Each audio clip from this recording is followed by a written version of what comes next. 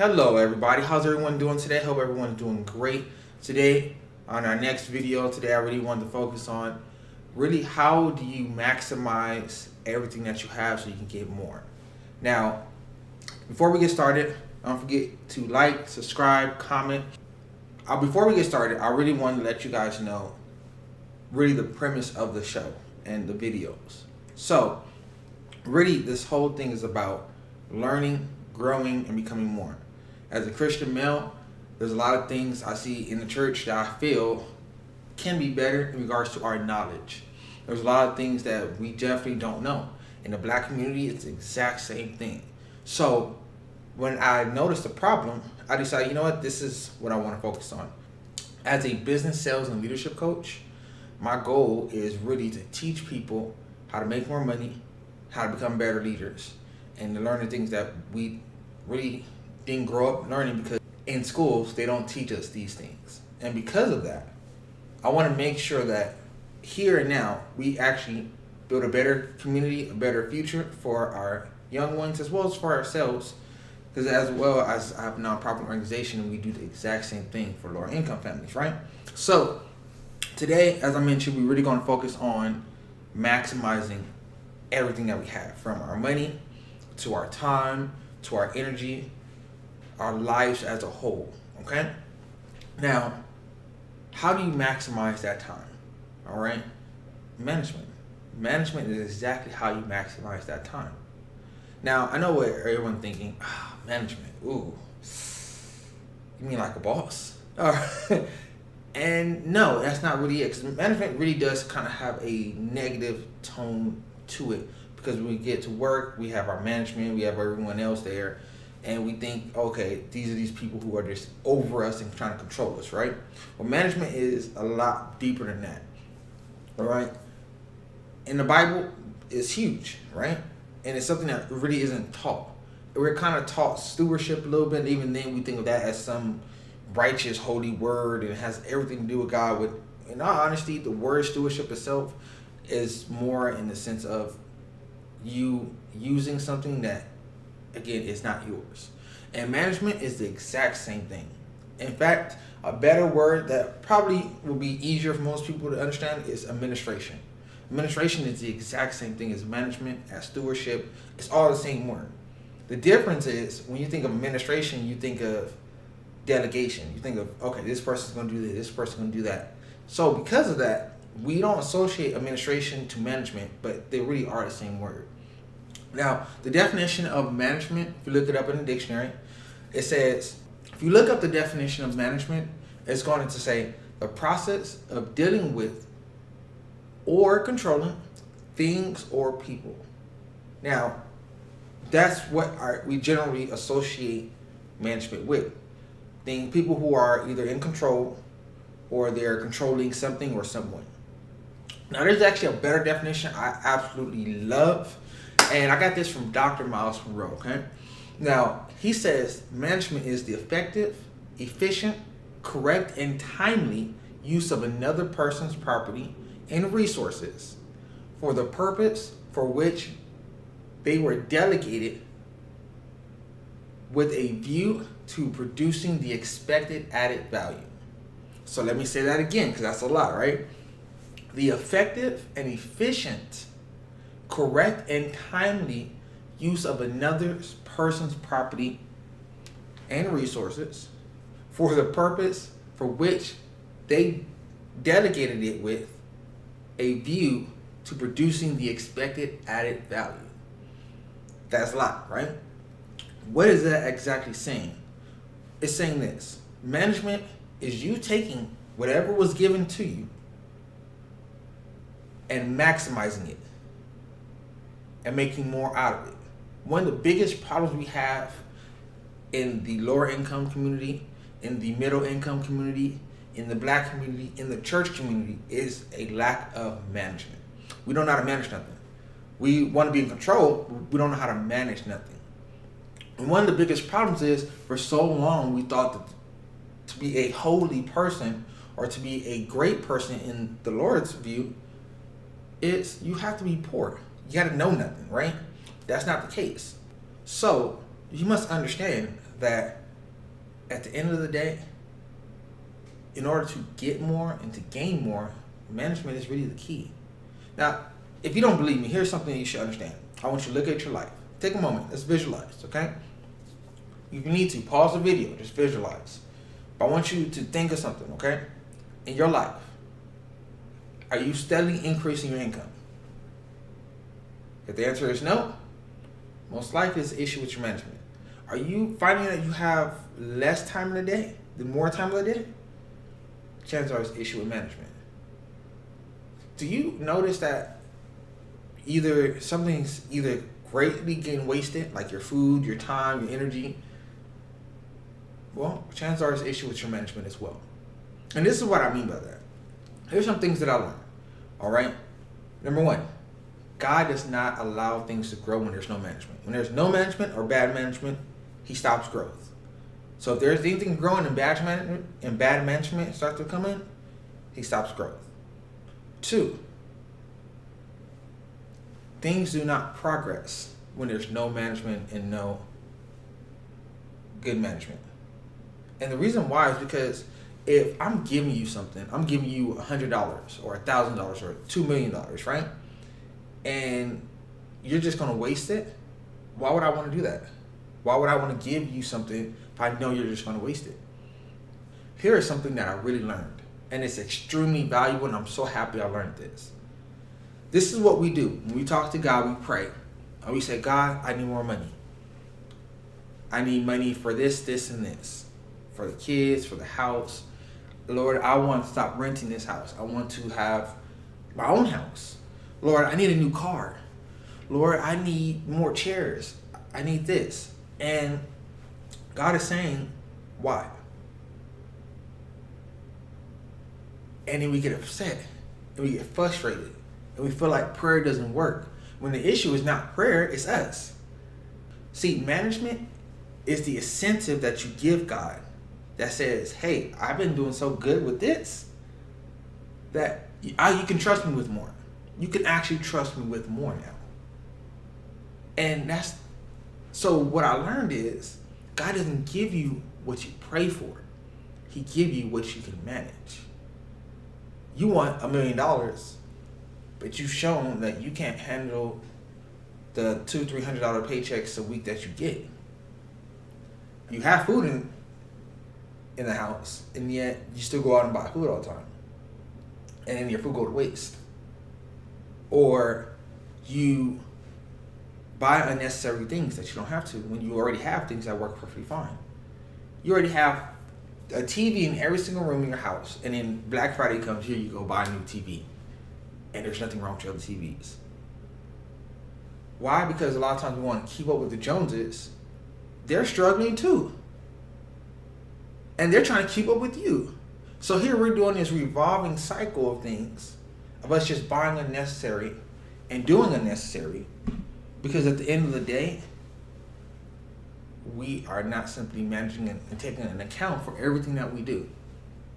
Now, once I've learned that, it really changed the way I view things. It was less about what do I need or what do I want extra, and it was more of how can I maximize what I have now. So here's some things I want to let you know when it comes to how to become a good manager. Number one, you must understand that management is how we dominate this earth. All right, when we were created here on this earth, we were given dominion to control the earth, but through management. So we are to take one and make it two. Anything we have and you manage, you're actually supposed to increase. And that is part of the definition I gave you. If you are a manager at your job and you have 5 people that you're managing, right? You take these 5 people and you're supposed to maximize those, whatever it is that those 5 people are supposed to do. If you're working at a call center, you're going to maximize how many calls they can take within a specific period of time. You're going to maximize how great of customer service they're going to get. These are things that you're meant to do. Now, once that is complete, Management looks down and say, wow, they're doing really good. It's time for them to increase. If you can do great over little, you're going to do great over a lot. And the problem is we look at the little and say, that's not good enough. What am I supposed to do with this? And not really understanding it's the little that is going to get us the lot. Okay? Number 2, know that effective management always starts with the little things. All right? And that nothing belongs to you. You rent an apartment. The apartment doesn't belong to you.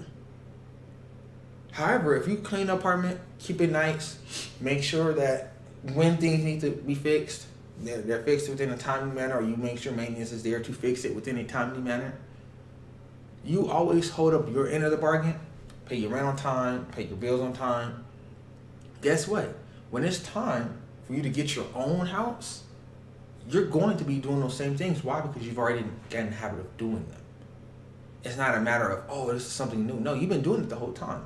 It may be on a larger scale, but guess what? You've been doing it this whole time.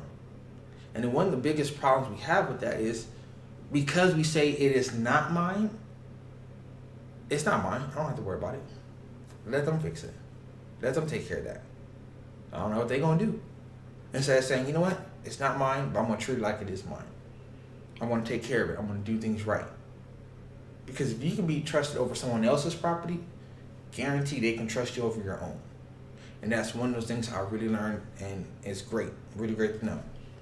Number 3, know that growth and increase begins with management. All right? One of my favorite stories in the Bible is the story of the manager who basically was losing it, the owner's all his money. And there's a word in there called shrewd. He called the manager shrewd, right? For the longest time, I really thought that was bad. Because I remember watching this movie, I can't remember the name of the movie, but they literally looked at the person and said, so shrewd. And that always stuck with me. It forever stuck with me. So for the longest time, I always thought that word was bad. It means something bad, evil, disgusting, ugh. And then I got older. I started doing my research, and I realized shrewd actually means wise, right? Crazy. How did we get that out? Don't know. However, it actually means wise. So when Jesus was talking, he was saying that the manager was actually wise. Not despicable, not disgusting, not evil. No, he was wise. Crazy, right? Now, think of that. Here's a manager who was misplacing the owner's money, doing all these things that he wasn't supposed to do, not doing what he was supposed to do. Turn around, say, okay, we're going to change a few things. We're going to get this done right. And Jesus calls him wise. Why? Because he operated correctly. He went in, he got everything he was supposed to, and he took care of business. If we were created to multiply, but we can't handle the little things that we have, there's no way we can multiply, because there's no growth that's going to come. And you can see it in your life. You want $1,000, but you can't handle the 100 first.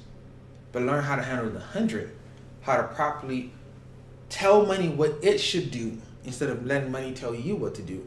And it's how, because I know some people say, I don't let money tell me what to do, but it's how we let money tell us what to do. Instead of us saying, okay, money, I have $100. This amount of money is going to go towards here, this amount of money is going to go towards here, this is going here, this is going here, and this is going here. We say, okay, well, if I have anything left over, I'll save. Instead of saying, hey, I'm saving first, or I'm putting my money away and giving first. We say, okay, if I have anything left, and then what do? We spend our money on food. We spend our money on things that we really don't need. Extra money on the vending machine, extra Cokes, extra Pepsis, extra drinks, whatever it is that we just feel like doing at the moment. And then we look back and say, oh, wait a minute, I have this bill due. Okay, let me see how much I have left over. Oh. Because instead of you saying, okay, this is going to be due, so this is paid. This put away for that. This way put away for that. This put away for this. And then saying, okay, I have a little bit left over. I can use that on myself, or anything miscellaneous I want to use for it. That is what we're supposed to do. That is how we maximize. And I know we don't like to hear budgeting and all that, but that's really what it comes down to. And one thing I learned about budgeting is nothing more than creating a schedule for your money. At work, they give you a schedule. You come in at a certain time. You leave at a certain time. You go to break at a certain time. Your lunch is at a certain time. That's maximizing your time while you're at work. But we don't do that in our personal lives. And then we wonder why there's no growth. Well, that's why there's no growth. Because we don't do that in our personal lives. Now, if you take that same formula that you have at work and you use it at home and into doing your own thing and maximizing your time, your energy, your money, your emotions, guess what? You can also be as successful as some of these multimillionaires that we're seeing. Some of these multi-million-dollar earners who write some of these big name books, who go out and make millions of dollars selling, or on YouTube or on videos, rapping and singing, dancing. How are you really maximizing your time? Are you managing things correctly? Are you using your emotions to either react to something, or using your emotions to drive you forward? Because there's a difference. So many times we use our emotions to react. Oh, you made me mad. Oh, I got upset because of this. Or, oh, I'm crying because of this. Instead of saying, you know what, this is sad. I thought this is definitely not the time or place for us. So I'm gonna take care of that later. Now I'm in control. Or I'm upset, so I'm gonna use that to change something.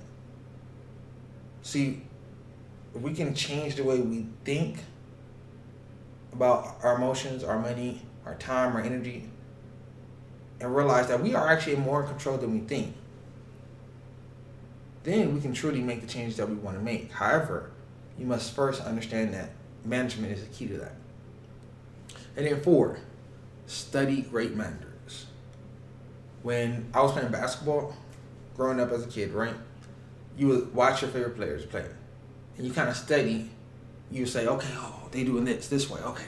Oh, this is how they do the fadeaway. Okay, oh, this is this pump fake. Okay. Then you start imitating and doing those things. Well, when you become an adult, a lot of times we forget that we used to do things like that. Just do the same thing all over again. Hey, this is a certain way that so-and-so manages. Oh, they're really, really good with their money. Let me learn some things from how they manage their money well. And then actually do it. Wow, this person's really, really good. Like, I would have been pissed right now. I would have been really angry. Going crazy right now. And they're so calm, collected, cool. How do they do that? Hey, let me ask you this question. Let me figure out how to do that. And if, say you're like, hey, maybe you have a pride issue. And you're like, I don't think I'm going to just do all that. Go online. Certain things, it's okay. If you want to learn, but you want to figure out how to do it in secret, go online, learn how to do it. Take the time to learn. But you must go out and study this information. You must figure this out. Because if you don't go out and learn, then guess what? You're going to be in the same position that you always will be in. And then you're going to be mad at the rest of the world saying, well, no one helped me. When in all honesty, you did not help yourself. So these are some things I learned, and some great little tidbits on what you can do to become a better manager and to maximize your time. Remember that it all starts with management. Without management and proper management, there's no growth. If there is growth and you start to become a bad manager, growth will stop. Your prayers will suddenly be answered. They'll be answered to an extent, but only to what you can manage and what you have proven you can manage. That's what it's about. If you want to grow, you want to do better, hey, you have the opportunity. But the choice is up to you. Management is the base foundation principle of the world. Everything that is controlled and operates properly is being managed. From businesses to the world, the way the world spins, to the way the animal kingdom works, everything is managed. Finances, no one accidentally becomes a millionaire. And the people who win the lottery, guess what? The reason why most of them end up in worse positions than they were before they hit the lottery is because they never learned the management principle. Because once you hit the lottery, you're supposed to no longer have to worry about anything. Financially, you should always be set once you hit the lottery. However, because they don't understand management, many times, if they're not in the same position they were in beforehand, they're in a worse position than they were at first. So, learn management, become a better manager. Watch this video 2-3 times. Learn this information. It's important. The more you know, the better you will be. And who knows? You just might be the next millionaire. All because you learn management. You never know what is waiting for you. As long as you operate in the principles, guess what? You'll have it. Because at the church, because as a church, we look at the people of the world and say, how is it that they always have and we lack? And the issue has nothing to do with them being better. The issue is we're not operating in the basic principles, and we're not learning those basic principles. And because we're not learning those basic principles, we're not doing better. In the black community, we say the exact same thing. Oh, I think maybe they're just better. No, it's not that no one is better. We just have not been operating in the right principles. We spend before we get. How are you supposed to get anywhere without if you spend before you get it? How are you ever supposed to get your business started if you spend before you get it? How are you supposed to grow the business if you don't know how to invest it properly? So these are things that we will be going over, we will be teaching, we will be learning. Because guys, this year, 2019 coming up, I'm already in next year, as you can tell. It's going to be better. As long as we put forth the effort, guess what? We be better, it will be better. So, again, guys, like, subscribe, hit the notification bell. And look, if you have any questions, concerns, comments, feel free. Go to my Facebook, Anthony Washington, or Refined Intuitions. It's my business page. Also, Instagram, Refined Intuitions. Website right here, refinedintuitions.com. If you want to donate to the nonprofit, it is itsokaytobedifferent.org. I'll leave a link below for that. Also, I'm going to leave a link below for some of these slides that I have here and some PDF information for you. The link's going to be below. Just go ahead and click on the link. It's going to take you to the website, so you can go ahead and have that as well, okay? All right, guys, I love y'all. Y'all stay blessed. Y'all have a great rest of your day. See y'all later.